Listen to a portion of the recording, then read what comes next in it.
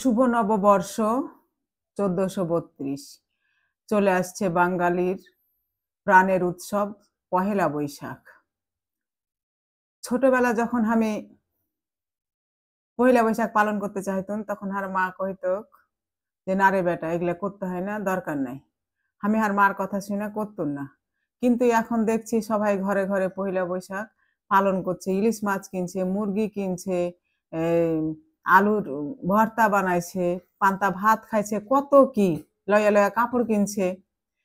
তো আমিও এবার চিন্তা করেছিলাম যে আমি আর বেটা মিলে চলে যাব উপজেলাতে পহেলা বৈশাখ পালন করতে। যেই কথা সেই কাজ। হারা সকালে ঘুম থেকে উঠনু, উইঠে সকালকার কাজ কাম সাইরে কয়টা পান্তা ভাত লিনু, পান্তা ভাতকে নুন দিয়ে সুন্দর করে মাইখে লিনু, মাইখে লিয়ে তখন কি করনু, মা বেটা মেলা খাইয়ে লিনু, খাইয়ে লিয়ে পেঁয়াজ আর কাঁচামরিচ দিয়ে খাইনু, খাইয়ে লিয়ে তখন হারা কি করনু, সাইজে গুইজে উপজেলাতে চলে গেনু। উপজেলাতে যাইয়া দেখছি র্যালি শুরু হয়ে গেছে। কি করব, এক ফাঁকে বেটাকে ভরে দিনু র্যালির ভিতরে, কিন্তু আমি আর ঢুকতে পারনু না। আমি কি করনু, ভিডিও করা শুরু করে দিনু।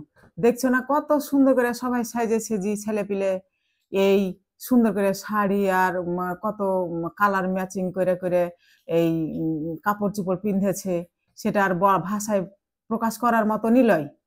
সবাই বাড়ি থেকে এই কলসি, হাঁড়ি, পাতিল, খুংহি, তারপরে হচ্ছে যে মাথইল, তারপরে গামছা যা ছিল ব্যাবাক লিয়ে চলে এসে র্যালিতে দেখাইবার লেগে।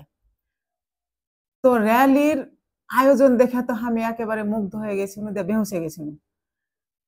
কিছুক্ষণ পরে জ্ঞান ফিরল, তখন আমি দেখলু যে আমি চলে গেছি ডাক বাংলোতে।